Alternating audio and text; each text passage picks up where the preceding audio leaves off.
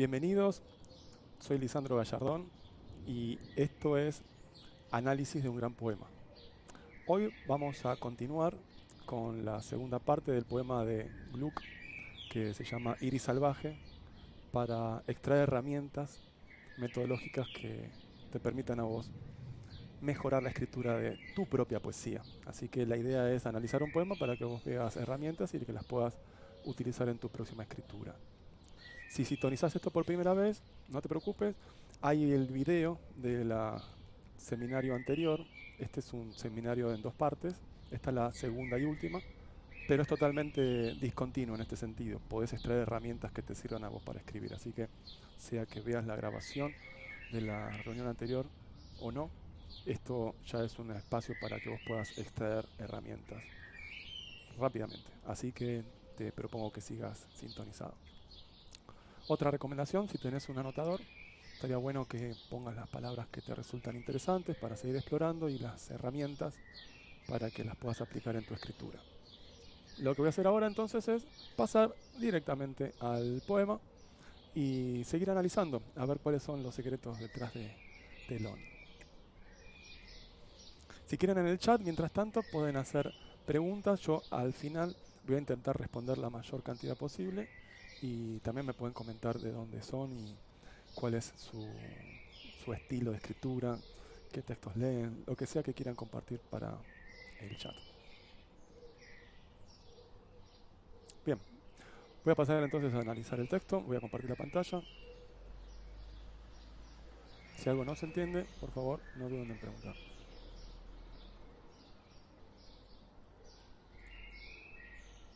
Bien.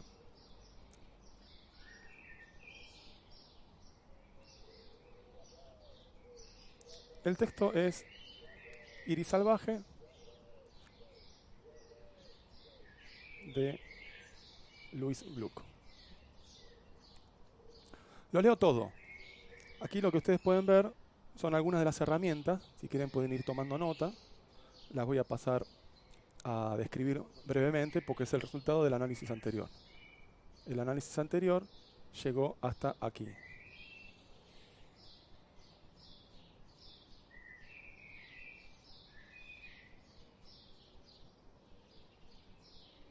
Esto lo pueden ver en el video 1 del Laboratorio de Poeta del canal de YouTube. Y lo que vamos a hacer hoy, comenzar desde aquí y avanzar hasta aquí. Así que lo voy a leer todo para que tengan una noción general del poema. Al final del sufrimiento me esperaba una puerta. Escúchame bien, lo que llamas muerte lo recuerdo. Allá arriba, ruidos, ramas de un pino vacilante. Y luego nada. El débil sol temblando sobre la seca superficie. Terrible sobrevivir como conciencia, sepultada en tierra oscura. Luego todo se acaba. Aquello que temía ser un alma y no poder hablar, termina abruptamente. La tierra rígida se inclina un poco y lo que tomé por aves se hunde como flechas en bajos arbustos.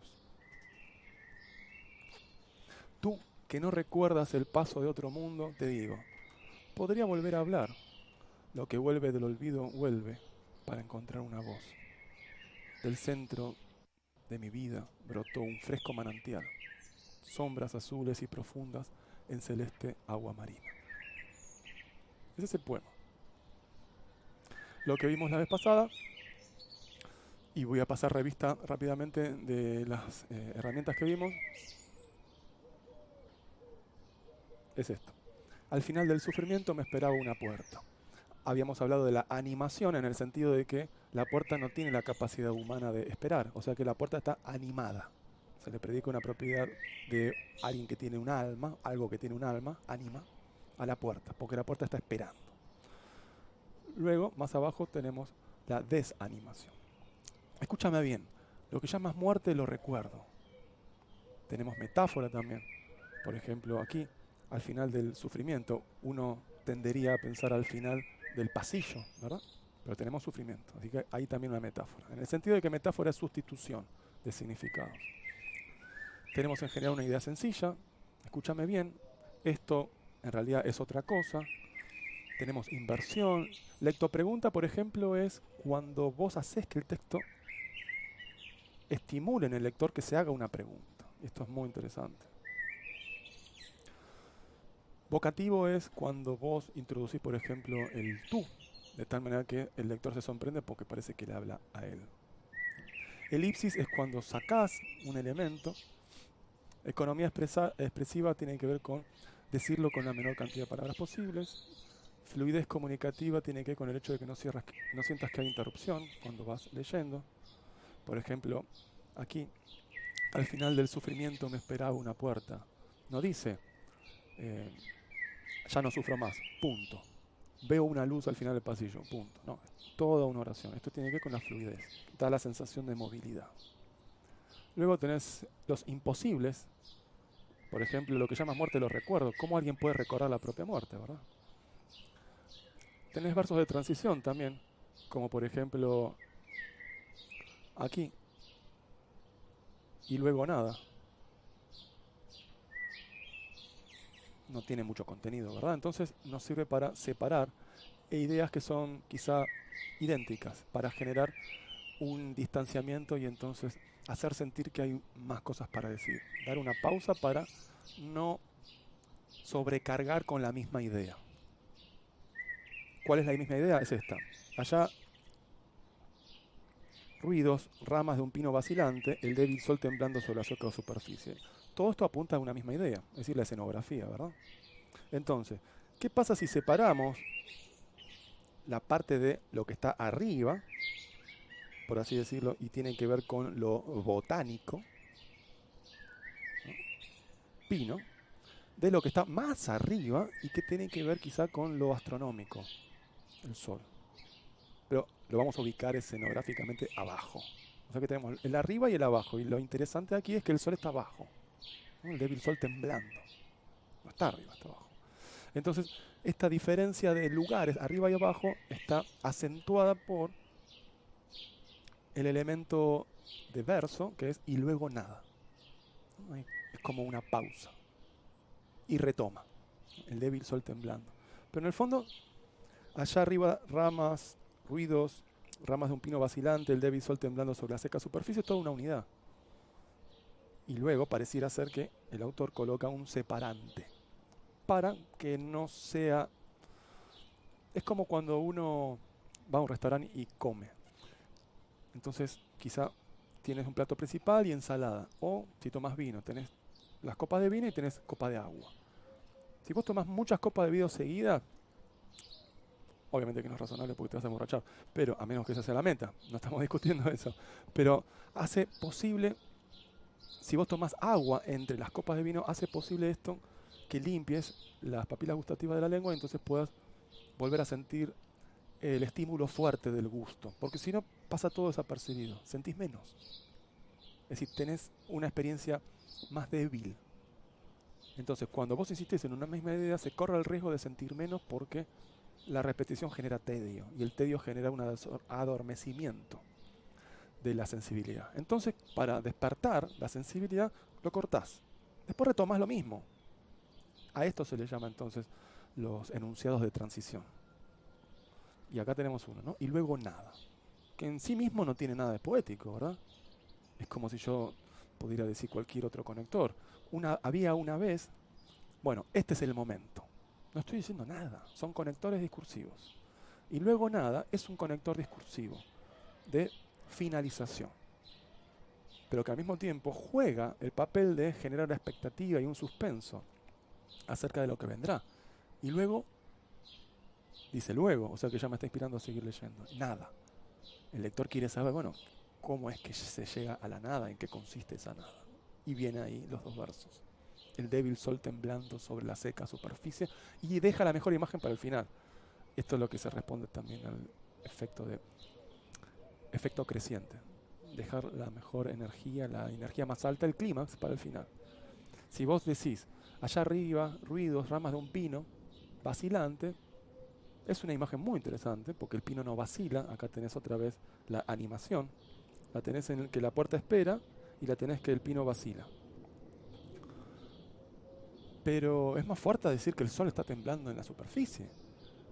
¿verdad? Porque que el pino vacile es más imaginable que un sol, uno, esté seco y dos, esté aquí, temblando en la seca superficie como si fuera un pez recién pescado, tratando de sobrevivir, moviéndose. Entonces aquí también hay otro principio que tiene que ver con dejar el efecto más fuerte al final. Este es el clímax. ¿Sí? Así que lo podemos aquí anotar también.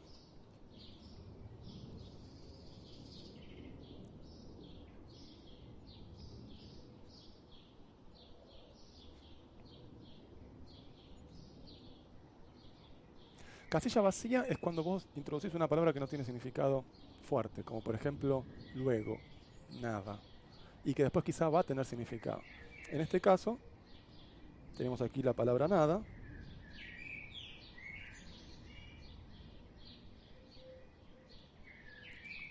La nada en sí mismo no tiene ningún rasgo distintivo perceptible al que yo le pueda sacar una foto. A un sol le puedo sacar una foto. A nada no le puedo sacar una foto. Le puedo sacar la foto a una silla no ocupada por alguien. Pero no es una nada. Le saco la foto a la silla. Y donde está el cuerpo que tiene que ocupar esa silla que no está, en realidad lo que veo es el fondo de las otras personas que están sentadas más lejos. O sea que sigue no habiendo nada. Hay cosas. Entonces cuando escribimos la palabra nada, ¿a qué nos referimos? Una palabra filosófica. Más allá de esta discusión filosófica, lo interesante es que cuando el lector lee la palabra nada va a decir, bueno, esto es una casilla vacía, va a tener que ser rellenado con algo, ¿verdad? Porque si no, parece que el poema perdió sentido. Y lo rellena. La nada, que es una casilla vacía, se va a llenar de la descripción. El sol temblando en la seca superficie. ¿Esto qué significa? Significa que el dolor de no ver significado es como si tuvieran cerrado la persiana y decir, bueno, espera, ¿cómo sigue la escena? Bueno, ahora la abro de nuevo. Ah, wow, mira lo que me estaba perdiendo. Entonces, y luego nada, se cierra la ventana y no ves. Y te quedas con la angustia de saber qué hay detrás, porque ahora hay una obstrucción a la continuidad de significado, ¿no? Y sobre todo a la continuidad perceptiva de lo que venía pasando, ¿no? Allá, ruidos, ramas de un pino vacilante, te cierro la ventana y ¿qué pasa? ¿No? Y luego nada, ¿verdad? Y luego vas a tener más deseo de ver. ¿Por qué? Porque se te instaló a vos, gracias a la configuración textual, el deseo de desobstruir ese momento de no significado perceptivo. Si no hubiera estado el y luego nada, vamos a hacer la prueba. Todo en poesía es prueba. ¿Qué pasa si yo borro acá, por ejemplo?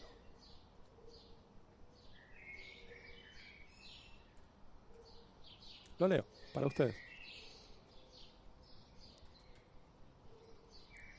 Todo esto es la primera parte del análisis, ya lo vimos. Ahora vamos a comenzar el nuevo. Pero quería retomar esto.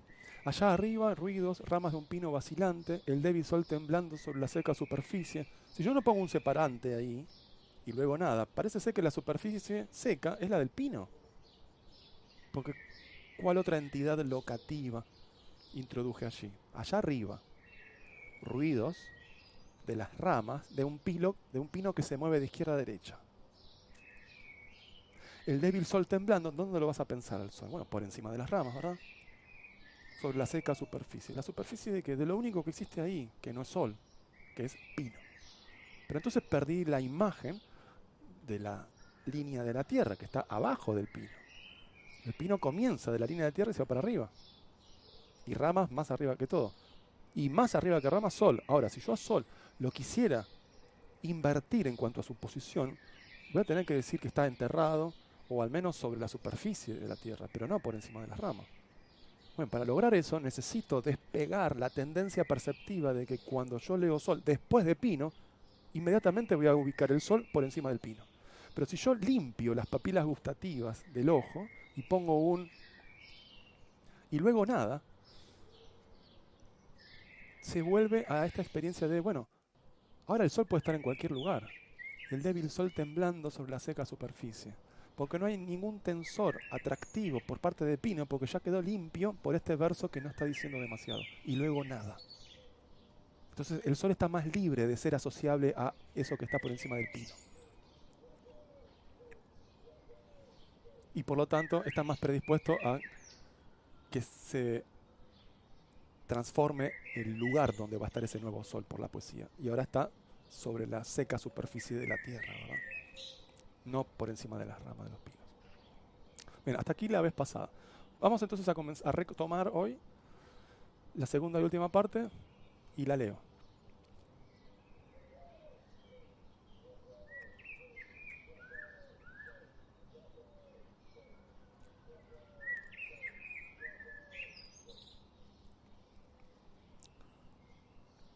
Dice así.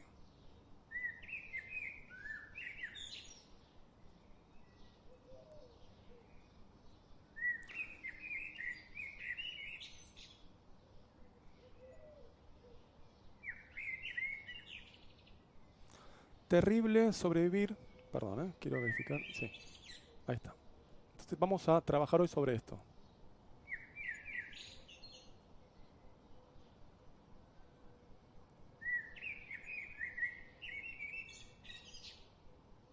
Esto es nuestra área de trabajo de hoy.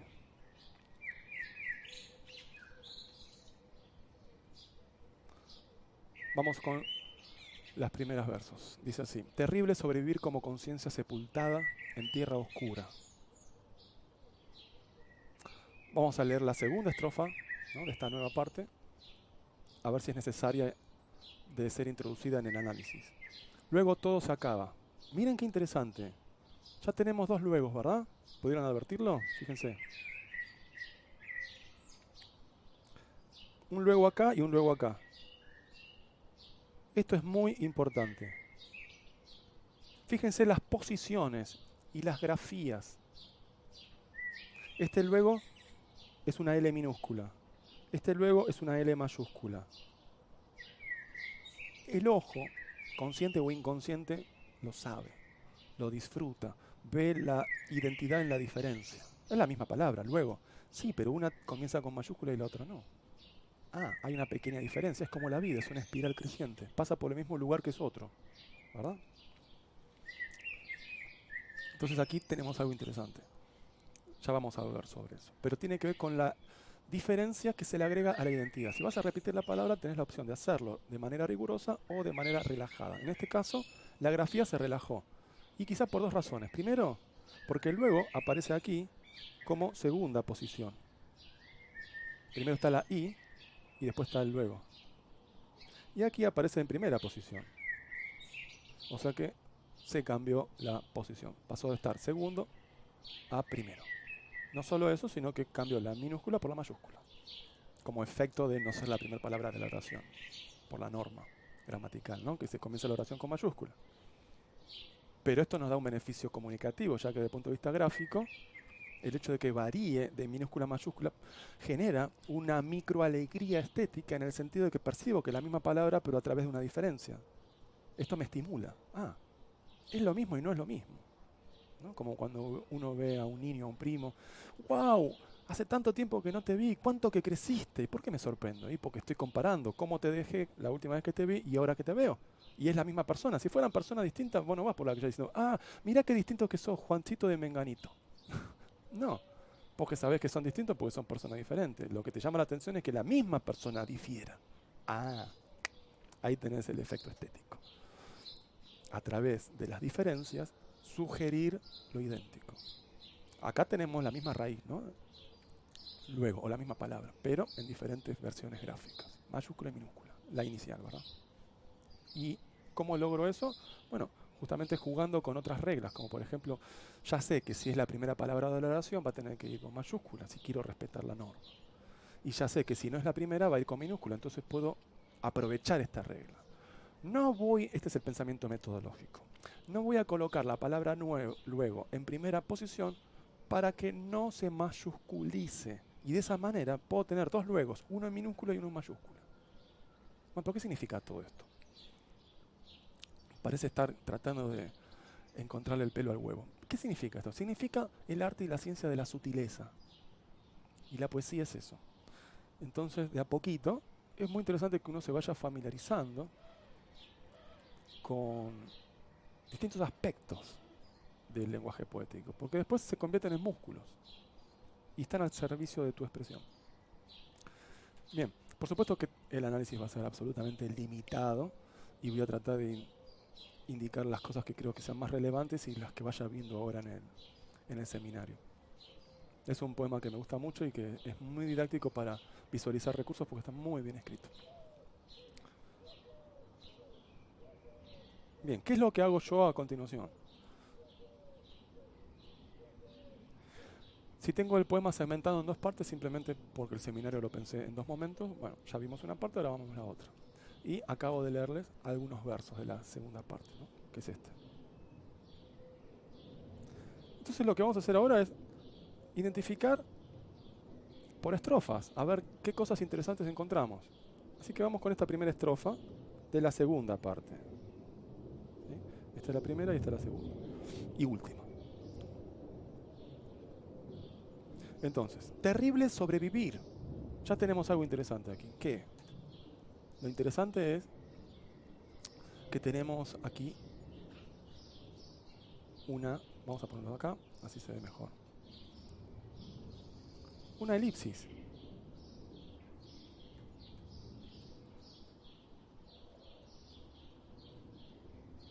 ¿La elipsis de qué? No, es. No está el verbo es. ¿Se ve? Terrible es sobrevivir. Entonces ahí él o la autora, en este caso es la autora, lo eliminó. Afuera. Uno puede decir, bueno, ¿por qué?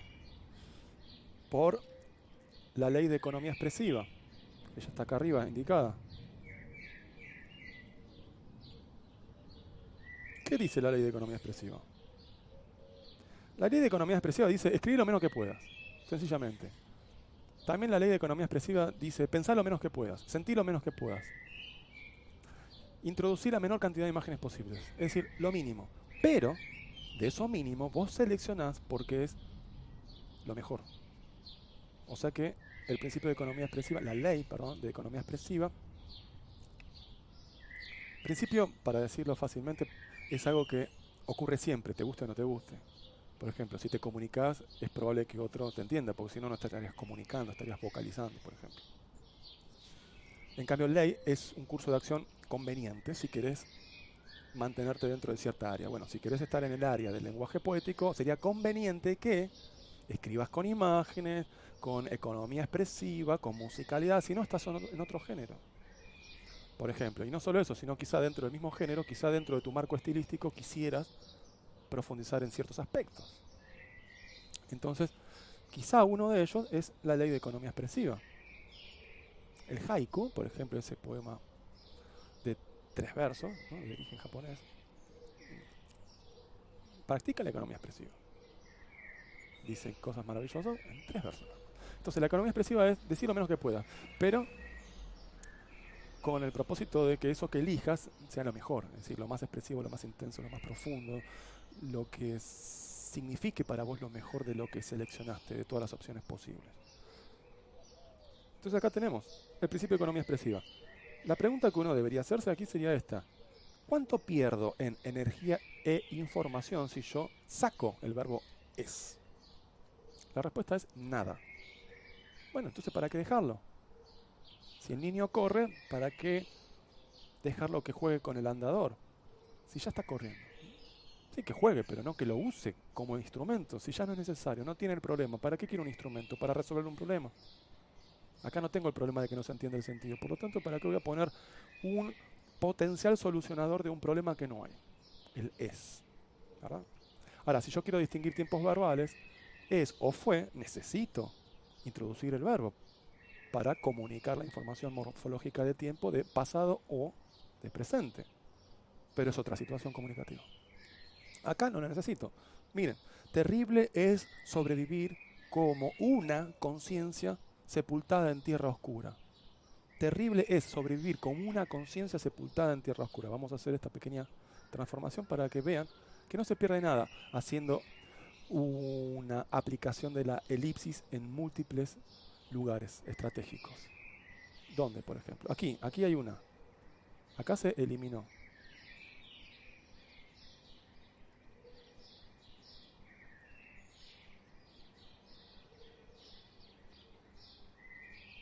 Terrible es. No está acá, ¿verdad? Como una conciencia sepultada podría uno decir en esta tierra oscura o en la. Borramos la, borramos una y borramos es. Crear es destruir también. Terrible sobrevivir como conciencia. ¿Por qué queremos destruir? ¿Por qué queremos eliminar? Y esto es muy importante que se comprenda. No es arbitrario. Todo tiene que ver con cómo controlar la energía y cuáles son las metas a las que vos querés llevar tu movimiento. Tu movimiento es expresivo, ¿verdad? Si escribes un poema es porque te estás expresando. Pero también es quizá porque quiera ser leído, porque la expresión, simplemente para uno mismo, es el 50% del sentido de la comunicación. Ya el lenguaje es algo que no es propio. Por lo tanto, ya estamos dentro de este superdón de ser seres comunicantes y comunicables. Entonces, uno se expresa también para que el otro pueda recibir lo expresado. Es una relación intersubjetiva. La comunicación se hace entre todos, ¿verdad? Y escribir un poema también se hace entre todos. Es intersubjetivo también. Entonces, ¿cuál es el sentido de aplicar el principio de economía o la ley de economía expresiva? Hacer que el entendimiento emplee menos energía en el procesamiento de la información. ¿Y por qué quiero que no trabaje de más mi entendimiento? Porque esa energía y ese tiempo que vos le vas a hacer trabajar a tu entendimiento, esa energía y tiempo que lo podrías estar aprovechando en que tu corazón se emocione o que tu imaginación se expanda. Pero si estás tratando de entender cada una de las palabras, decodificando el signo en la superficie, entonces se emplea una energía que podría ser ahorrada para destinarla en aquello que es más importante, que es el efecto estético, la experiencia de lectura, el ser lanzado a una zona de lo extraordinario. Todo eso es el mundo textual que vas configurando, el relato, tu mensaje, no el código. Sí, está bien, Jacobson ya nos dijo, ¿no?, que la función poética tiene que ver con aquel mensaje en el que se explicita el propio código como tema, o que se explicita el propio código como aquello que se trabaja más. La función poética, por ejemplo, es cuando vos lees un texto con aliteración, repetición de consonantes próximas unas de otras. Sí, está bien. Pero ¿qué pasa con la construcción semiótica del mensaje? Es decir, el mundo que estás construyendo a partir de eso, de lo que vos querés hablar. Entonces ya no es solamente el código, es el significado al que el código te permite llegar. Entonces estamos hablando de poesía con sentido, ¿verdad? Mensaje, ¿qué querés transmitir? Bueno, entonces, si vos introducís palabras que no cambian el sentido, en vez de terrible sobrevivir es terrible es sobrevivir, no le cambia el sentido el es. Como conciencia, como una conciencia, el una, no le cambia el sentido, agrega un microvalor. Pero entonces habría que reflexionar acerca del valor de las palabras que vos utilizás, porque cuanto más palabras pongas en el texto, son cosas que el entendimiento tiene que procesar cada vez más. Y cuanto más procese, la energía y la información queda reducida. Es como a partir de un embudo, y lo que le llega al corazón y a la imaginación es menos.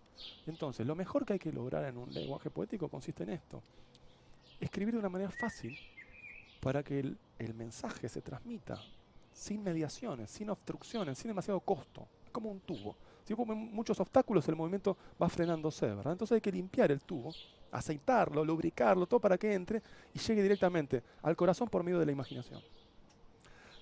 Conclusión. El poema, y esto es totalmente mi punto de vista, el poema es un mensaje que entra por los ojos, pasa por el entendimiento, porque si yo no entiendo las palabras que leo, para mí es todo chino, ¿verdad? Entra por los ojos o por el oído, depende si lo leo o si lo escucho recitar. Entra por los ojos o los oídos. Pasa por el entendimiento, llega a la imaginación y finalmente llega al corazón. Y finalmente puede llegar a la reflexión, a la razón.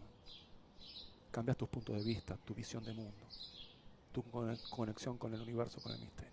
Pero entonces fíjate vos, primero tenés que tener los párpados levantados y los oídos limpios. Y segundo, cuando pasa por el entendimiento, no le pongas tanto texto para que el entendimiento se sobrecargue de trabajo, porque si no, la energía de la información que va a llegar a la imaginación está más obstruida, está más enrarecida. Entonces, la imaginación se estimula menos. No se ve muy bien la imagen, no queda claro. Y por lo tanto el corazón se va a estimular mucho menos. Si no tengo una imagen sobre la cual visualizar e inspirarme, entonces, ¿qué voy a sentir si no logro ver? Pero ¿qué voy a ver si no logro comprender las palabras? Si yo leo sol en chino, no voy a saber qué es un sol, por lo tanto no lo voy a imaginar el sol. Por lo tanto no me va a inspirar alegría o comienzo. Entonces fíjense, todo esto es un proceso. Si ustedes conocen el proceso, lo pueden controlar. Y por lo tanto se convierten en mejores poetas cada día. No es simplemente tener una emoción y expresarla como salga. No, porque ese modo como salga ya está determinado por un montón de patrones cognitivos, que sobre todo tienen que ver con el sentido común y con el lenguaje heredado, y con el modo de usar el lenguaje, tal como fuimos condicionados desde primaria, desde jardín, desde el modo como habla la gente. Tenemos que descubrir nuestra manera de usar el lenguaje, y para eso hay que explorar y jugar y experimentar. Bien, seguimos. Terrible sobrevivir como conciencia sepultada en tierra oscura. Aquí en realidad también tenemos otra elipsis. Podríamos empezar a explorar cuál sería el borrador inicial. Podríamos decir, me siento terrible de vivir sin que nadie me preste atención, por ejemplo, o sin que nadie escuche mi palabra, o totalmente abandonado del amor de los demás. Pero todo eso no sirve, porque se va de la imagen, se va del sistema de imagen, se va del hilo conductor de las imágenes. ¿Dónde están las imágenes aquí? En un paisaje siniestro. A ruidos, ramas de un pino y de un sol. Arriba está el pino, abajo está el sol. Y más abajo nos vamos ahora, sepultada. Entonces aquí hay algo muy importante, que es la progresión de los espacios.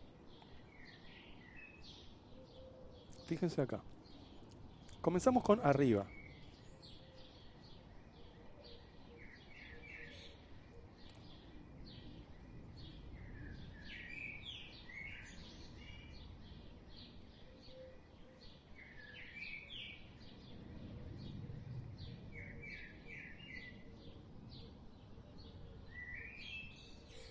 Arriba.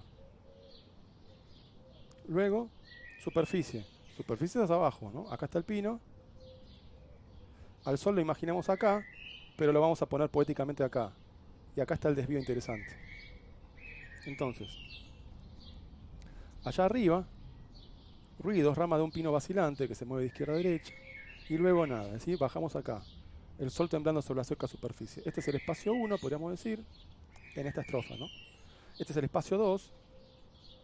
Y hay uno más abajo, aquí, en esta otra estrofa, que es el espacio 3, lo sepultado. Fíjense entonces, tenemos estas tres. Arriba, superficie y sepultado. Espacio 1, espacio 2, espacio 3. Esto no es arbitrario. Esto presupone un diseño compositivo del trayecto de conciencia e inspiración. Por dónde yo quiero viajar poéticamente cuando escribo. Por dónde yo quiero que mi lector viaje o que mi oyente viaje cuando me lee o cuando me oye. ¿Cuál es la trayectoria expresiva? Es decir, ¿cuál es el dibujo de la estela del cometa, el dibujo de la estela del barco en el agua? ¿Cuál es la dirección? ¿Cuál es la figura de ese dibujo de lo que va quedando? Entonces, tenemos una arriba, después tenemos una superficie más abajo y más abajo lo sepultado. O sea que hay una evolución en una misma dirección. En este caso, de arriba hacia abajo. Hay una evolución. No es arriba, abajo y después en el medio. Esto se diseña. Seguimos. Miren qué interesante. Otra vez habíamos hablado de esto y ahora es el momento, ¿no? Luego todo se acaba. Este luego ya lo teníamos, ¿verdad?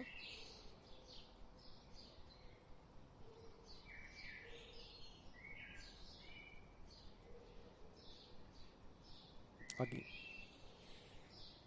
Luego todo se acaba. Y luego nada. Ahora, lo que es interesante aquí es lo que yo llamo redistribución. Es una Y acostada. Estás acá, elemento 1. Avanzás, elemento 2. El texto sigue avanzando a un 1', es decir, algo que es casi lo mismo, pero es otra cosa, y lo llamamos 3. Y luego, rápidamente, va por otro camino, que es 4. Por ejemplo, A, B, A', C. Por ejemplo, podríamos decir Sol, Luna, estrellas, y el Sol es una estrella, pero la palabra Sol no es la palabra estrella, ¿verdad? Pero Sol estrella, entonces A significa que ambos son estrellas, Sol y estrella. Pero A', la prima le agrega la diferencia léxica. Uno se escribe Sol, otro se escribe estrella. Entonces conceptualmente es la misma entidad, pero léxicamente se escribe distinto. Léxicamente entonces se representa por el prima. Y la referencia idéntica se representa por la palabra A. Por lo tanto, A es Sol, A' es estrella. Es la misma cosa dicha con otra palabra, sinónimos si quiere. Entonces tenemos Sol, Luna, estrella, y podríamos decir cualquier otra cosa que no sea ni Sol ni Luna. Por ejemplo, zapato. No importa. Entonces ahí ya tenemos una progresión. ¿Qué significa todo esto con lo que estamos viendo aquí? Cuando yo digo y luego nada, luego todo se acaba, estoy diciendo lo mismo. Pero hay una diferencia. Y esto es algo de lo que muchos poetas al principio no se dan cuenta. Es lo que se llama en retórica la repetición relajada. Vamos a hacer una prueba. En poesía todo se prueba, si no, no se puede experimentar. Y si no se puede experimentar, no se puede evaluar. Y si no se puede evaluar, no sabes incorporarlo o no para tu propia escritura. Vamos a hacer la prueba. ¿Qué vamos a hacer como prueba? Vamos a repetir exactamente lo mismo. Esto se llama repetición rigurosa.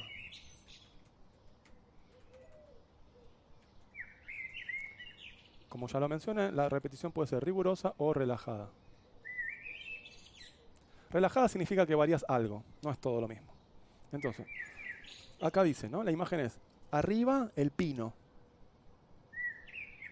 abajo el sol. En el medio está este conector discursivo que dice y luego nada, ¿no? Para separar lo que el pino vacila con lo que el sol tiembla. Y luego nada. Ahí viene el sol temblando. Después vamos más abajo. Terrible sobrevivir como conciencia sepultada en tierra oscura, y te da la idea de dónde está el alma que sufre. Porque ahora te estoy dando una escenografía. ¿Dónde está la escenografía? Acá. Allá arriba ruidos de un pino vacilante y acá abajo el débil sol temblando en la seca superficie. ¿Y qué? Esto es una escenografía botánica o astronómica. ¿Y qué pasa con el alma? ¿Dónde está el alma? Acá. Terrible sobrevivir como conciencia sepultada en tierra oscura. Simplemente decir, no está tan bueno estar muerto, ¿verdad? Entonces acá aparece el alma muerta y aquí aparece la escenografía que representa metafóricamente esta sensación de estar muerto. Pero lo interesante es esto. Acá dice, luego todo se acaba.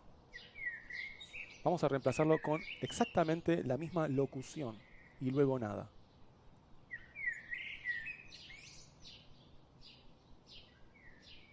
¿Por qué? Porque quiero que veas si se pierde el sentido o no.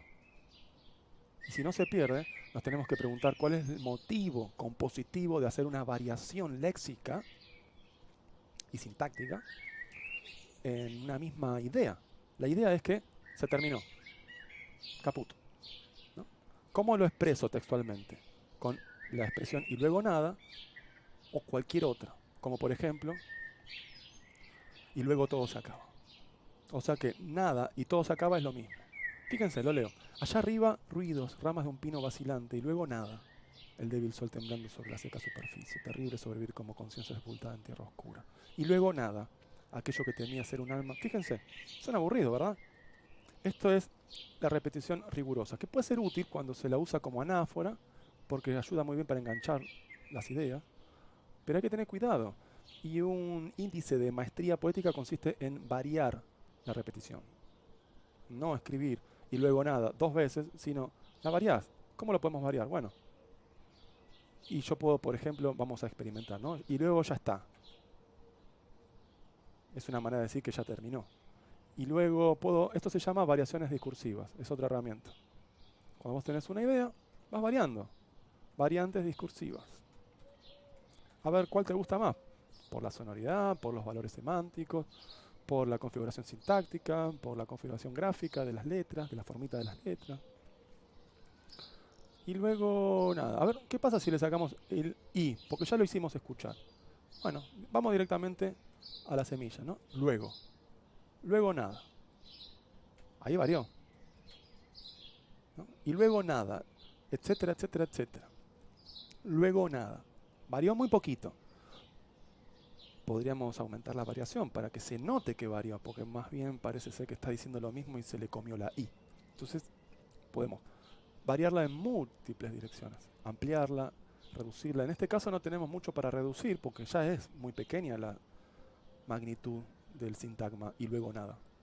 Entonces quizá nuestra opción sería alargarla o sustituir algunas palabras, ¿no? Entonces lo que se practica aquí es, ¿no? La versión original es esta.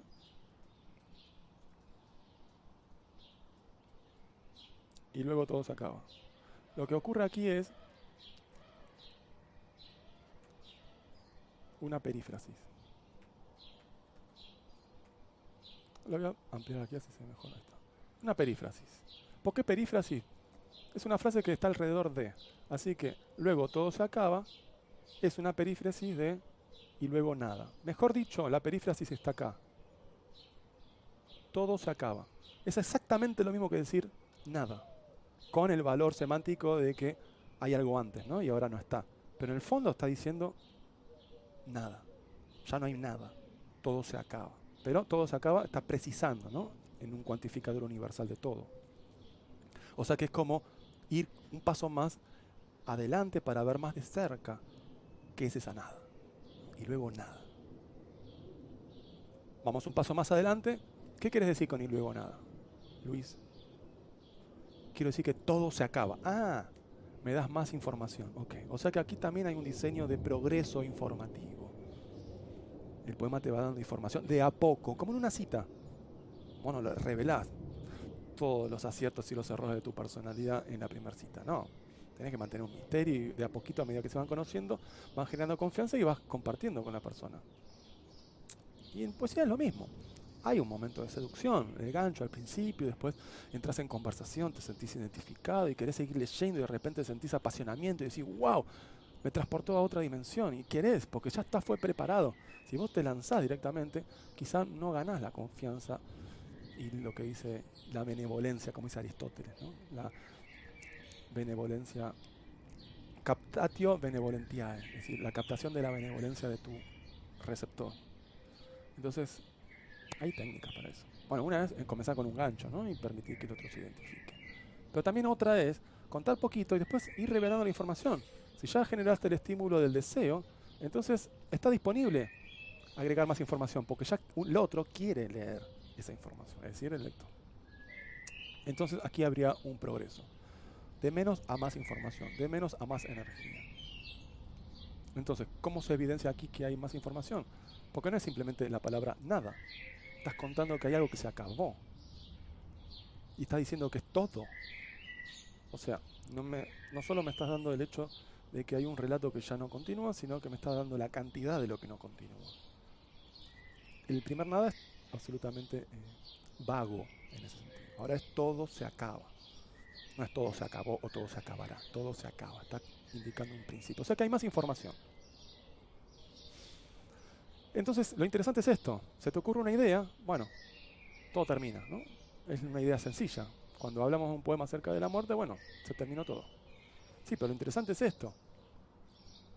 Que el modo como yo digo todo, lo que estoy pensando en nada, de hecho no es nada. Porque si digo y luego nada y empiezo a describir el sol temblando y la seca superficie, algo hay, ¿verdad? O sea que me engañó. El poeta engaña constantemente. Pero esa condición de introducirnos en un mundo maravilloso, donde encontramos quizá verdades metafísicas que se presentan como engañadoras en la superficie, pero que terminan revelándonos una verdad de uno mismo más profunda. Entonces, el costo del engaño está muy bien pagado. Es lo que llama la verosimilitud. No la verdad, ocurrió esto históricamente, un periodista está tomando la noticia, versus la verosimilitud, algo que parece verdadero, aunque sabemos que no lo es, una fábula, pero convincente. Entonces, y luego nada, primera ocurrencia aquí. Luego todo se acaba, hay muchas modificaciones, pero la idea es una sola, ¿no? Se terminó todo. ¿Cómo lo digo de una manera variada? Bueno, le pongo una conjunción coordinante al principio y lo dejo chiquitito. Y después lo hago aparecer de nuevo, pero con más elementos. Hay muchas variaciones acá. Es decir, hay muchos elementos cambiados. Y quiero simplemente sobre este caso enfatizar en esto, para que la próxima vez que vos tenés una idea y que querés repetirla, no simplemente la repitas tal como aparece. Usá la repetición relajada. Decidí qué querés variar, sin que se pierda el concepto inicial, ¿verdad? Entonces, fíjate. Y luego nada, ¿en qué se diferencia con luego todo se acaba? En principio, comienza con una conjunción, aquí no comienza con una conjunción. Comienza con un conector discursivo. Primera diferencia. Acá está el conector discursivo y acá también. Segunda diferencia es que acá comienza con mayúscula. O sea que tenemos otra diferencia. Luego comienza el verso acá. Y acá no comienza el verso. Tercera. Cuarta diferencia. Luego está en la cuarta posición del verso de la estrofa y acá está en primera posición del verso de la estrofa. Quinta. Viene la palabra nada. En cambio acá viene la palabra antitética, todo, que es el opuesto de nada.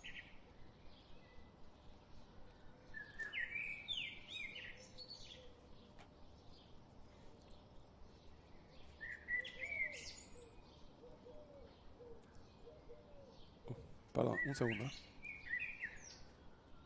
Ahí está.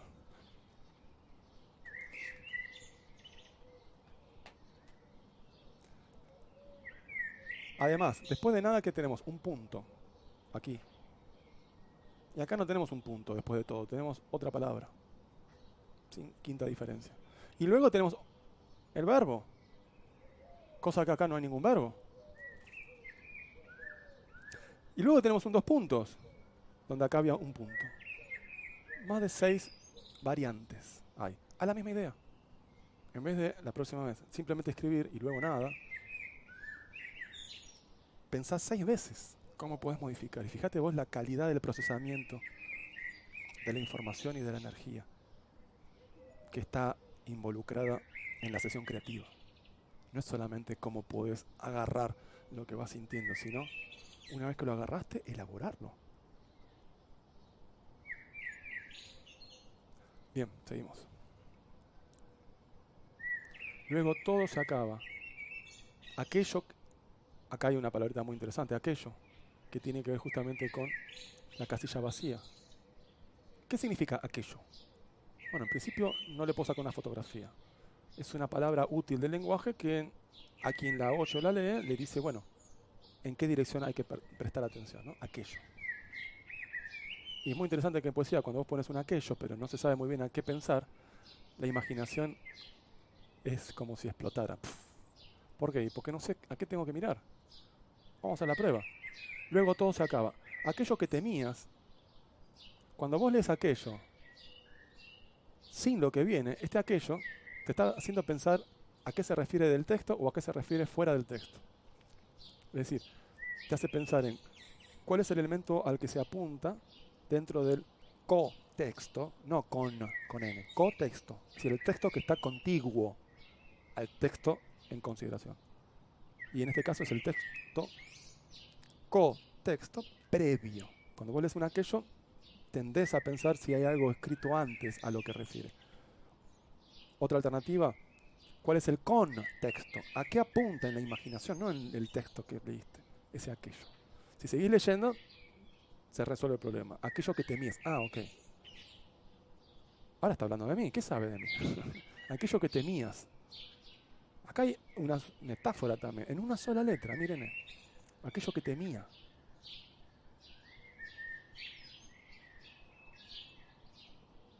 Esto lo cambia todo.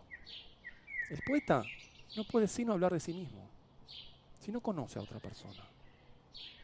¿Realmente conocemos a la pareja que tenemos, al amigo que tenemos? ¿Cuánto conocemos de nosotros mismos? ¿Cuánto menos vamos a conocer de otro? Entonces, cuando vos introducís el segunda persona del singular, tú estás creando la ilusión que el poeta está entrando en tu mente, en tu corazón. y hay un efecto de persuasión. Es el vocativo, ¿no? Cuando tú, porque acá tenemos todo, podríamos decir símbolo de la tercera persona del singular. Cuando la cosa, algo que no sos ni vos ni yo, se acaba, algo pasa. Ahora vamos a hablar de tú, aquello que temías. Pero en el fondo, el poeta siempre habla de sí mismo, entonces es aquello que yo temía. Pero en el poema vas a poner la S para generar este efecto vocativo de que te estoy hablando a vos. Entonces, la energía poética aumenta del lector. ¿Por qué? Y porque se siente apelado. Es como cuando estás en el colegio y dicen, bueno, ¿quién quiere dar la respuesta a esta pregunta? Y nadie levanta la mano.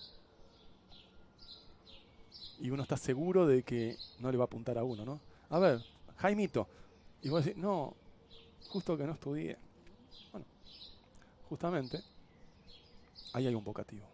¿Y cuál es la experiencia que uno siente ante eso? De tener que participar de la construcción del sentido poético. Y esto puede ser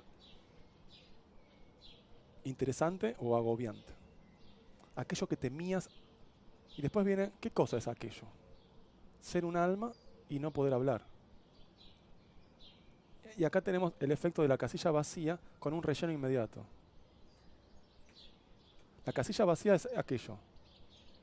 ¿Por qué es vacía? ¿Por qué no digo a qué se refiere? Todavía. Doy un indicador, un valor semántico suave. Aquello que temías, ¿no? Lo cualifico de cierta manera por la subordinada. Pero después voy a decir exactamente a qué me refiero con aquello. Y es esto. Ser un alma y no poder hablar es lo que temo. Y es aquello. Ahora, ¿qué es? Todo. Es exactamente aquello y es exactamente lo que temías y es exactamente ser un alma y no poder hablar. O sea que todo es no poder hablar. Luego, escucha, todo se acaba. Aquello que temía ser un alma y no poder hablar termina abruptamente. Otra vez dice todo se acaba, ¿verdad? Está repitiendo la misma idea. Y luego nada, y luego todo se acaba, y luego todo termina abruptamente.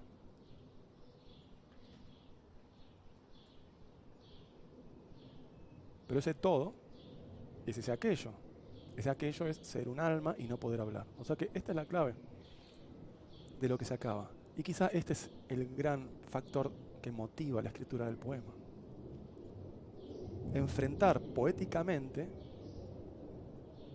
para trascender, la triste verdad de que el ser humano muere.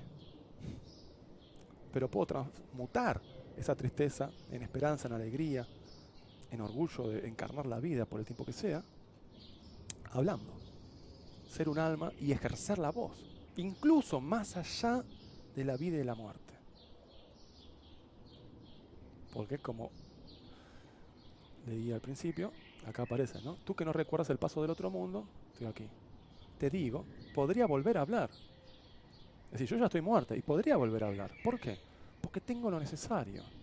Lo que vuelve del olvido, es decir, de la muerte, metáfora de la muerte, el olvido, lo que vuelve del olvido, vuelve para encontrar una voz. Y acá tenemos, fíjense cómo se conecta narrativamente el elemento una voz con ser un alma y no poder hablar.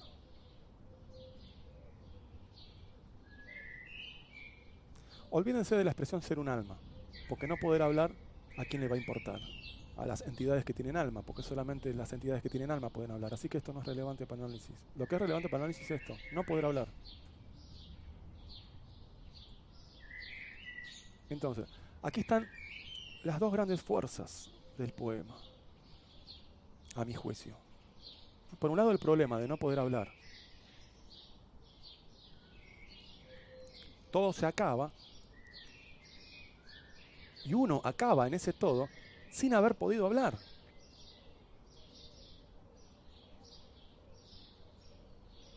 Sin embargo, hay una esperanza. Porque el tú que no recuerda apunta al punto de vista contrario al que uno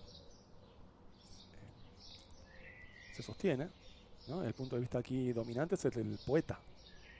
Pero hay una polifonía respecto de otras personas a la que el poeta, ¿no? El enunciador de este poema, cree que ellos no recuerdan, que ellos no saben.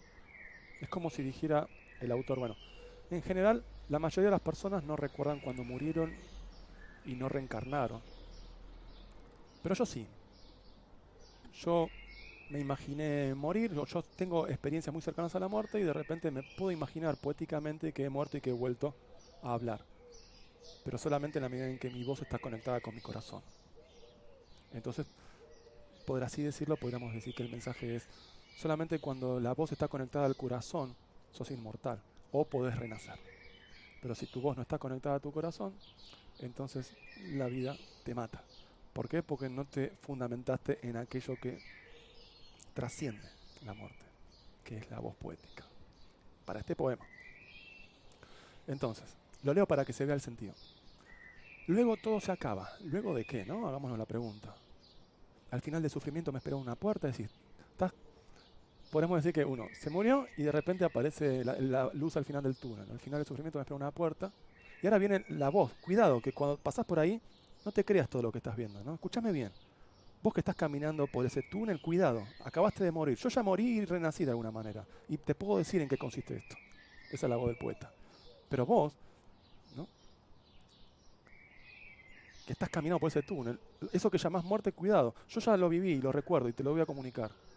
Para iluminarte a vos, para que consideres más opciones de movimiento en este traspaso vida, muerte y renacimiento, ¿no? Escúchame bien, lo que llamas muerte lo recuerdo.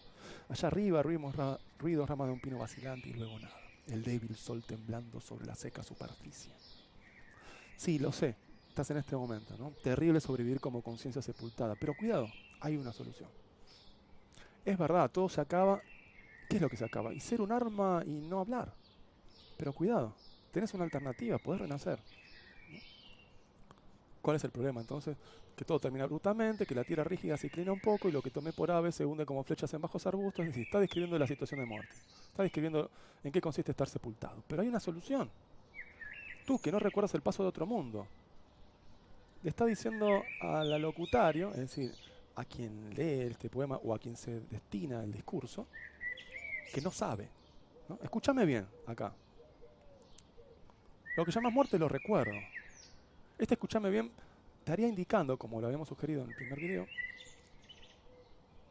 que la razón por la que el enunciador quiere ser escuchado es porque quizá le tiene que decir una verdad que el otro no incorporó todavía. Entonces, escúchame bien porque lo que te voy a decir va en contra de lo que vos pensás. Y capaz que puede ser mejor que lo que vos pensás. Porque si vos te quedás con la idea que ya tenés, te vas a quedar sepultado.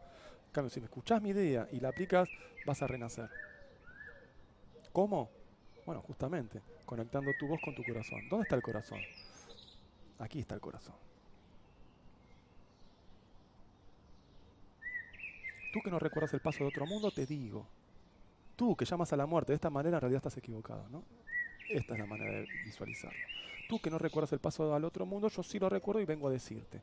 Podría volver a hablar yo. Y como yo lo pude, vos también podés. No pierdas las esperanzas, pero tenés que ir por este camino. Lo que vuelve del olvido, es decir, de la muerte, lo que renace para encontrar una voz. Y acá dice, ¿no? Del centro de mi vida brotó un fresco manantial, sombras azules y profundas en celeste agua marina. Es el paraíso. Pero ¿cómo lo logró? Logró ese paraíso, lo encontró justamente encontrando mi voz. No es una. Acá hay un desvío poético, obviamente, ¿no? No es encontrar una voz. Es encontrar la vitalidad trascendental que va más allá de la vida y la muerte. Para este caso es la poesía. Entonces, encontrar una voz es la solución que niega al problema. ¿Y cuál es el problema? No poder hablar. Y el beneficio que se obtiene a partir de la resolución del problema es vivir en el paraíso. Mi vida brotó. Es decir, salí de la sepultura.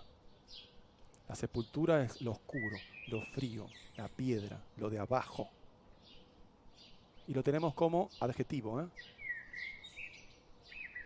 Participio. Y acá tenemos brotó. Brotó es lo hacia arriba, lo expansivo, la claridad. ¿Por qué? Porque los brotes se ven en el aire, no se ven los brotes abajo de la tierra. La vida, la primavera. Y lo tenemos como verbo conjugado. ¿Por qué le digo esto? Para no simplemente escribir, bueno, sepultado bajo la tierra y libre en el cielo azul. No, podés jugar con diferentes clases de palabras, lo vuelve más interesante. Del centro de mi vida brotó un fresco manantial todo positivo, sombras azules y profundas en celeste, agua marina. Es maravilloso, es como vivir dentro del paraíso de una gran pintura. Bueno, ¿cómo resultó esto? Porque yo tuve el propósito de encontrar mi voz, luego de la muerte, ¿verdad? Porque el estado de muerto no es tanto la muerte física, sino el no tener una voz y no ejercerla. O sea que este es un poema poético, en el sentido de que le habla al poeta que hay en todos. Levantá tu voz, usá tu voz, encarná tu voz, expresate para ser inmortal. Lo leo de nuevo para ir tejiendo estos microsentidos que fueron apareciendo. Al final del sufrimiento me esperaba una puerta. Escúchame bien, lo que llamas muerte lo recuerdo. Allá arriba, ruidos, ramas de un pino vacilante y luego nada. El débil sol temblando sobre la seca superficie. Terrible sobrevivir como conciencia sepultada en tierra oscura. Luego todo se acaba. Aquello que temía ser un alma y no poder hablar termina abruptamente. La tierra rígida se inclina un poco y lo que tomé por aves se hunde como flechas en bajos arbustos.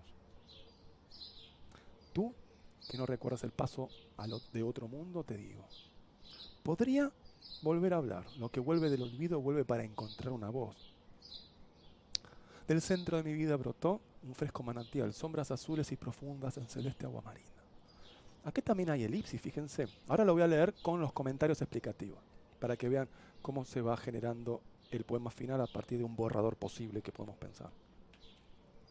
Pero acá también hay un principio de economía expresiva, que es el siguiente. Del centro de mi vida brotó un fresco manantial, etc. Te está presentando el beneficio, es decir, la situación paradisíaca, pero el modo como se coloca al final, sin ningún tipo de conector discursivo, viene de un dos puntos, fíjense aquí. Y lo coloca en tiempo pasado.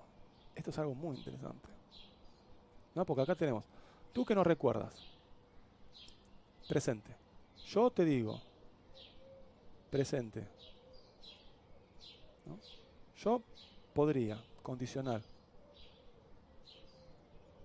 Lo que vuelve, presente. Vuelve, presente. Encontrar, infinitivo. Y acá viene el pasado. Y esto es muy interesante. ¿Por qué? Porque se supone que el beneficio que resulta de una acción que soluciona un problema está en el futuro. Pero acá te está contando el futuro como algo conquistado, como algo ganado. Voy a leer esta parte solamente de manera estructurada bajo el principio de cómo se lo podría decir más fácilmente y desde el sentido común. Vos que no recordás, ¿no?, cómo es morir, lo cual ya es un imposible, en principio, según nuestro conocimiento condicionado humano. Vos que no recordás cómo es morir, yo que morí, lo recuerdo y te lo voy a decir, para darte esperanza, ¿no? Lo que vuelve de la muerte, vuelve para encontrar esa voz que no pudo descubrir y ejercer y usarla para expresarse en la vida. Pero quizá tenemos una segunda chance. Ahora, si vos haces esto, si encontrás tu voz, vas a disfrutar de la eternidad, no solamente de la vida, sino de la vida después de la muerte. Pero está en futuro eso, vas a disfrutar. Acá no es, acá es disfrutaste, sería, ¿no?, en vez de brotó, que sería la metáfora.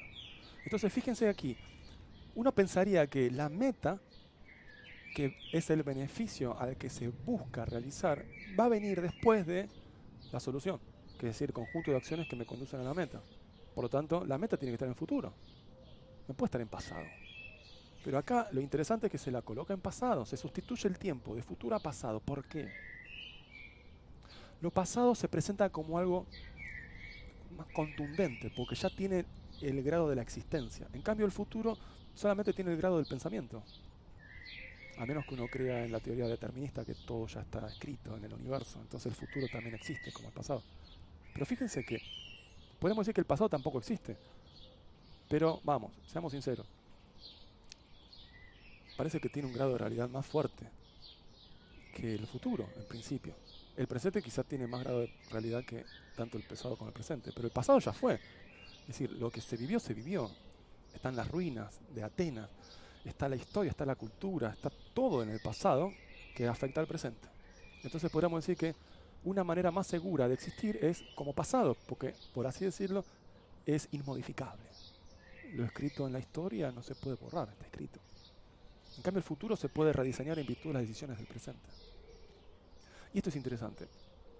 Aquí se coloca la meta, beneficio, como algo que ocurrió en el pasado. Y aquí hay un desvío poético. Se le está dando un aumento en la concreticidad del evento. Si lo coloco como pasado, es indiscutible que ya tiene un grado de realidad, porque ocurrió. Y es un intensificante. Hay un poema muy interesante que aparece en la película,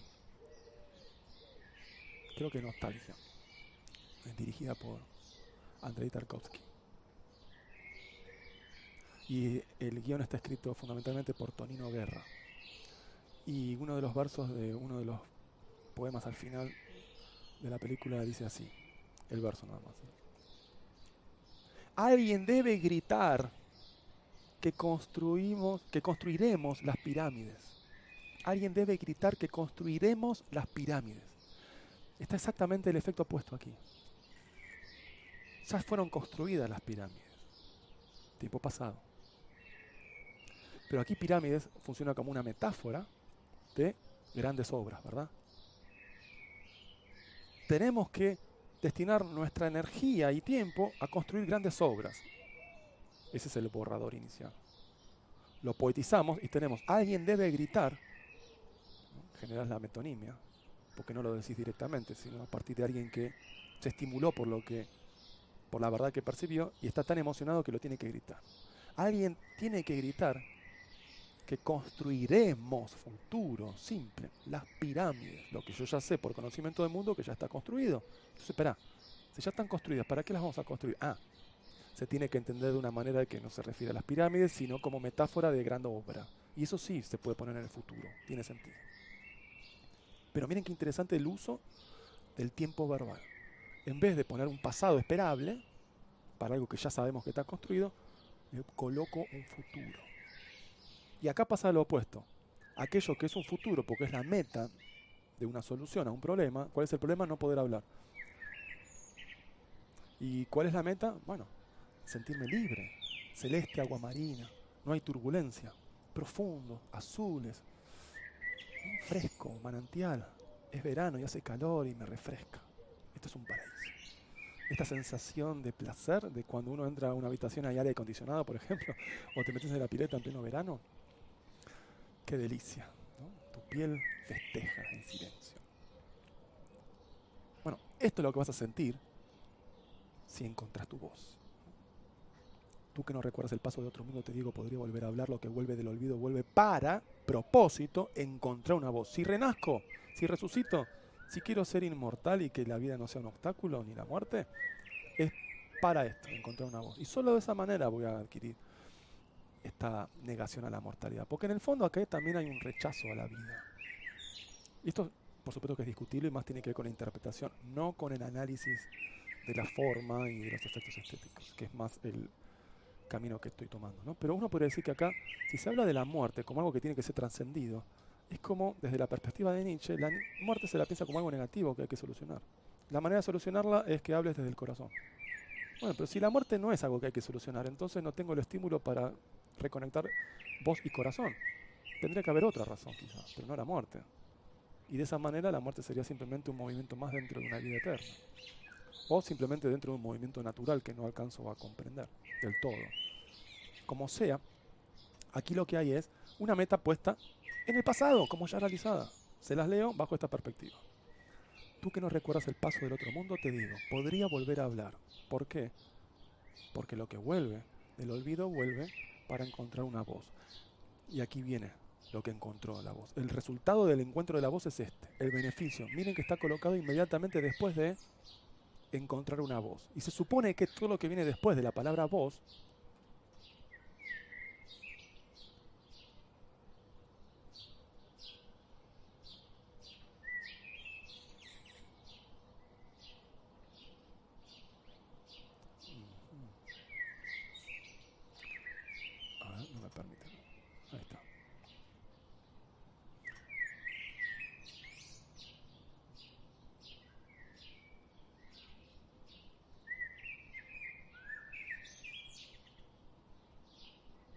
Todo esto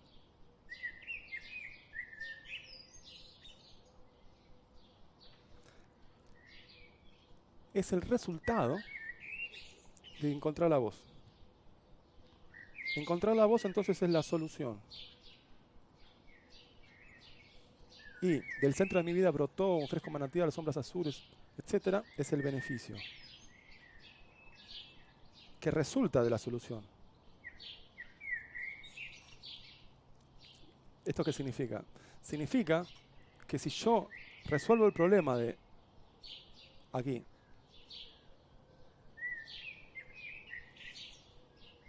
no poder hablar, si yo resuelvo este problema porque encontré una voz, entonces como lo que obtengo como resultado de solucionar el problema es el paraíso, ¿no? Brotar, centro de la vida, fresco manantial, azules, profunda, agua, marina, celeste. Pero todo esto está ordenado. Tengo el problema, no poder hablar. Tengo la solución, encontrar voz. Y tengo el beneficio que es el efecto inmediato de haber aplicado esa solución. Y lo que habíamos dicho, ese beneficio está puesto como en pasado. Brotó y no brotará. Entonces lo que quiero hacer ahora es leerlo con los comentarios explicativos para que vean cómo el borrador potencialmente inicial se diferencia de la versión final y que ustedes puedan apreciar las herramientas que transforman al borrador en un poema terminado.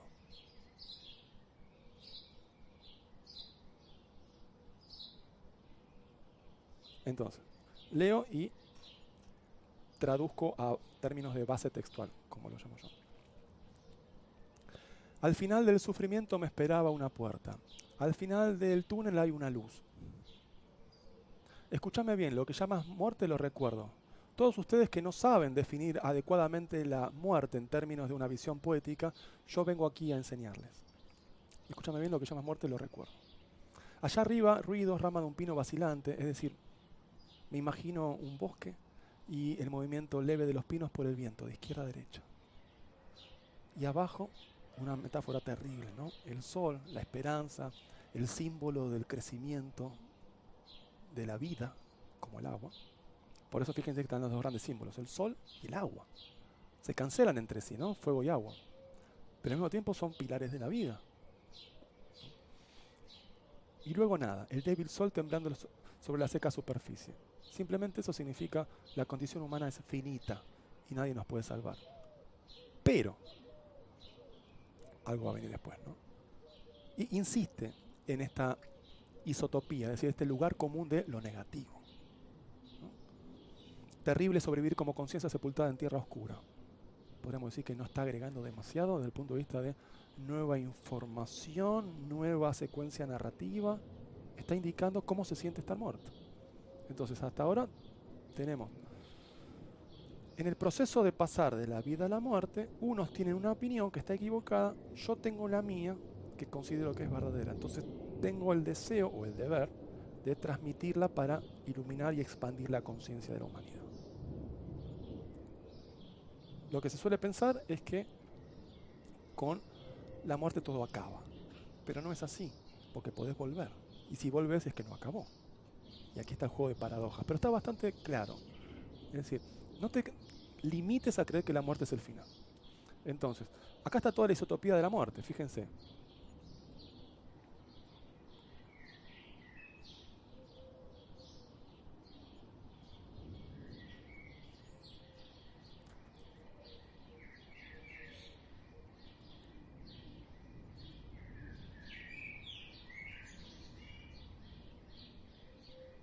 Sufrimiento.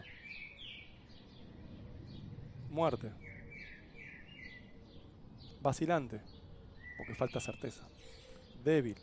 Temblando. Nada. Seca. Uno podría decir quizás superficie, en el sentido que no es lo profundo, pero no lo recomendaría. Después, terrible. Sobrevivir. Si bien habla de la vida, habla de una cualidad vital que es de sobrevivir. Luego, sepultada, oscura. Todo esto es lo malo. Y repite nuevamente. Pero ahora Saquémonos la metáfora y vamos al carozo. Repite, luego todo se acaba. ¿No? Pero dame el sentido más profundo, dame el tema del que estás hablando. Estoy hablando de esto. No poder hablar. Aquello que temías. Ser un alma y no poder hablar. Eso termina abruptamente. A eso le tenemos miedo. Y eso es lo que unos pensarán que se acaba, pero no. Al final del sufrimiento, ¿a quién le habla? Es interesante esto, ¿no? ¿Le habla a la persona que murió? ¿O se habla a sí mismo como un recuerdo? Al final del sufrimiento me esperaba una puerta. ¿A quién le habla? Porque después dice, escúchame bien, te estoy hablando a vos. Pero empieza hablando en primera persona. A mí me esperaba una puerta. Y acá hay un juego también muy interesante que lo vamos a explicitar, que es la variación de los pronombres personales. Pueden ser explícitos o tácitos. Yo puedo decir, al final del sufrimiento te va a esperar una puerta. Escúchame bien, no tengas miedo, pero yo ya sé lo que vas a pasar vos ahora. Pero no hace eso. Primero habla de yo, después habla de tú y después vuelve a yo. Entonces a esto lo llamamos variación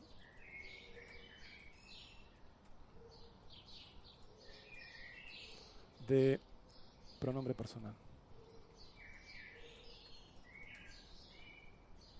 Y te das cuenta por las designancias de los verbos, en principio. Me esperaba a mí. Ahora, escuchadme bien, vos.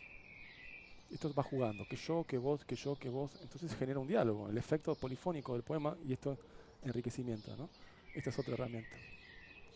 Introducir polifonía. Polifonía significa múltiples voces. Que yo, que tú, que él, que nosotros. Terrible sobrevivir como conciencia sepultada. Bueno, sigo leyendo y haciendo la traducción a base textual para que vean cómo se transforma.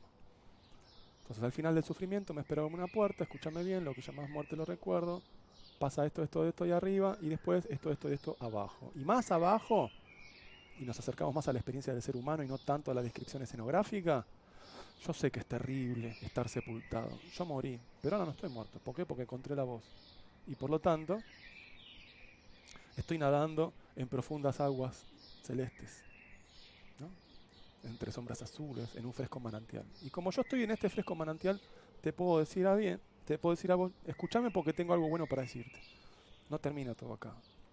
Si es que encontrás tu voz. Si no, termina todo acá. Entonces, terrible sobrevivir como conciencia sepultada en tierra oscura. Es decir, es un bajón estar muerto. Seguimos. Luego todo se acaba. Ya lo dijo antes, ¿verdad? Aquello que temía ser un alma y no poder hablar, termina abruptamente. La única información que se agrega acá es la de el tema principal, ¿no? No poder hablar es el gran problema, no tanto morir. La tierra rígida se inclina un poco, es lo mismo, fíjense. La tierra rígida se inclina un poco, tiene que ver con lo que está escrito en color verde.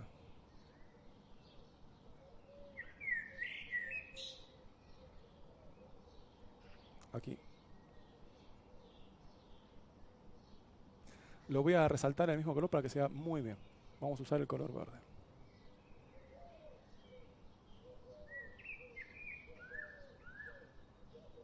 Entonces, con el color verde vamos a identificar la escenografía botánica. Para que vean que en realidad es una misma idea diseminada, distribuida en diferentes lugares del texto. Vas generando un ritmo. No pongas todo de golpe porque si no provoca tedio. Pones 1 de 3, 2 de 3 y después 3 de 3. Y en el medio vas rellenando con otras cosas. Entonces, fíjate vos acá. Acá tenés referencia a la botánica. Estás hablando del pino. Y acá abajo también. No tanto la botánica, sino la naturaleza en general. Así que lo que está en verde es naturaleza. Pino vacilante, sol temblando. Acá tenés tierra oscura también. Otra vez tierra, rígida. Tenés dos veces tierra. Primero tierra y el adjetivo oscura. Y después tierra y después el adjetivo rígida. Pero está diciendo lo mismo. Es decir, está muerto. Y están cerquita, fíjense. Y las dos tienen la propiedad de ser final de verso. Pero una es además final de la estrofa. La otra está en el medio de la estrofa. Y una te da una propiedad visual del ojo y el otro te da una propiedad del tacto, rígida, ¿no? Más que del tacto. Seguimos identificando lo que sería isotopía vegetal o natural, mejor dicho. Tierra rígida. Y acá también. La tierra rígida se inclina un poco. Aves, arbustos y un poquito de referencia al mundo industrial, flechas. Pero no interesa porque es una sola palabra. Fíjense entonces cómo la referencia a la naturaleza está allá arriba, ruidos de un pino vacilante, el débil sol temblando sobre la seca superficie, la tierra oscura, la tierra rígida, se inclina un poco, hay aves, hay arbustos. Y después finaliza también con la naturaleza, ¿no?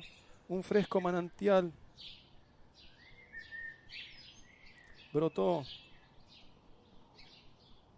sombras azules, agua marina, manantial, fresco, vida. Entonces fíjense la isotopía botánica cómo se va distribuyendo.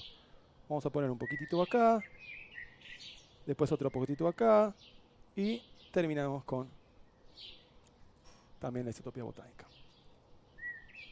Ahora, esto se diseña. No es que voy a meter todo isotopía botánica al principio y después termino con una reflexión abstracta. Es raro y aburrido, ¿no? En cambio, si vas llevando por medio de un relato, pero al mismo tiempo vas dando información y energía, que va apareciendo, que algo se va gestando como un mensaje y la claridad del mensaje, es interesante. Porque acá tenemos dos cosas. Por un lado, lo que sería el progreso temático. Es decir, cómo la exposición del concepto se va abriendo. Estás en el túnel, todavía no moriste, crees que la muerte es esto, pero en realidad no es esto otro. Y yo te voy a explicar porque el beneficio que obtuve de solucionar el problema de la muerte lo conseguí y te lo voy a transmitir. Entonces tenés, ¿no? Antes del problema, antes de morir, al final del sufrimiento me esperaba una puerta, o sea que todavía no morí. Cuando la cruce voy a morir, ¿verdad? Tenés antes del problema, el problema, la muerte. El segundo problema que es entender mal la muerte, porque no es lo que vos crees o lo que imaginas, es lo que yo te voy a contar porque yo lo recuerdo, porque yo lo experimenté. Y después tenés la solución, es decir, la acción que resuelve el problema. Bueno, al menos que te conectes con tu voz del corazón, tu voz poética, entonces no vas a morir, a menos que te conectes con eso. Y después el beneficio de disfrutar la conexión con esa voz poética, que es flotar en un manantial, ¿no? ¿Y cómo sé que es un beneficio? Porque es un manantial, y porque está fresco y hace calor. Hay agua marina, hay colores, hay profundidad. No es la sequía del sol muerto como un pescado que se seca, ¿verdad? Sino que es la profundidad húmeda. Fíjense en los contrastes también. Superficie seca, profundidad húmeda. Todo esto se diseña. Bueno, pero a mí no se me ocurre esto. Quizás en la primera sesión creativa no se te ocurre esto, pero a medida que vas comprendiendo lo que sentís, vas encontrando nuevas intuiciones de lo que experimentás, vas agregando más material, información y energía a tu texto. Cuando digo energía, digo emociones. Y entonces vos vas comprendiendo y vas creando y vas organizando los elementos. ¿Cómo quiero que comience? ¿Cómo quiero que siga? ¿Cómo quiero que termine esta aventura? ¿Sí? Entonces tenés, antes de morir, pero estás equivocado. Tengo una versión mejor de la muerte. Entonces yo te cuento que a este problema lo soluciono encontrando la voz y el beneficio es el paraíso, estar en el manantial. Buenísimo. Te propongo que lo apliques. Porque yo sospecho que vos estás desconectado de tu voz. Porque si no, no tengo sentido para expresar lo que yo descubrí. ¿Cuál es el motivo de escribir un poema así? Si no es otro que el de mostrar que los demás están equivocados, que yo tengo la verdad y que por lo tanto mi verdad, si ellos la incorporan, la va a conducir a un mayor estado de felicidad. Quizá el mensaje podría ser, conectate con tu voz, porque de esa manera trascende la muerte. Porque quizá morir es no hablar, no expresarse, no fluir con lo que descubrís y con lo que compartís. Y uno se sobrecarga de ruido mental, pero no tiene algo contundente, auténtico, sincero que transmitir. Y el lenguaje poético es un espacio maravilloso donde ejercer la autenticidad. Porque quizás si hablas poéticamente en la vida cotidiana, te mira que estás un loco, que sos un loco, ¿verdad? Pero si vos lo escribís como obra de arte, estás protegido, ¿no? Por el contrato de lectura. Bien, infinidad de cosas hay aquí para seguir hablando. Lo voy a leer de nuevo, simplemente para finalizar este encuentro con la belleza de este poema y el regalo que nos hizo Louise Gluck. Louise Gluck. Ahora sí, concierto de lectura, no para analizar, sino para disfrutar. Y gracias a todos por estar presente y paso, si hay preguntas, a responderlas. Al final del sufrimiento me esperaba una puerta. Escúchame bien. Lo que llamas muerte lo recuerdo. Allá arriba, ruidos, ramas de un pino vacilante. Y luego nada. El débil sol temblando sobre la seca superficie. Terrible sobrevivir como conciencia sepultada en tierra oscura. Luego todo se acaba. Aquello que temías, ser un alma y no poder hablar, termina abruptamente. La tierra rígida se inclina un poco y lo que tomé por aves se hunde como flechas en bajos arbustos. Tú, que no recuerdas el paso de otro mundo, te digo, podría volver a hablar. Lo que vuelve del olvido vuelve para encontrar una voz. Del centro de mi vida brotó un fresco manantial, sombras azules y profundas en celeste agua marina. Bien, voy a revisar si hay comentarios o preguntas. No hay. Les deseo un feliz día y a explorar, a aplicarlo a su propia escritura. Nos vemos en el próximo seminario web. Abrazo grande y gracias por acompañarme.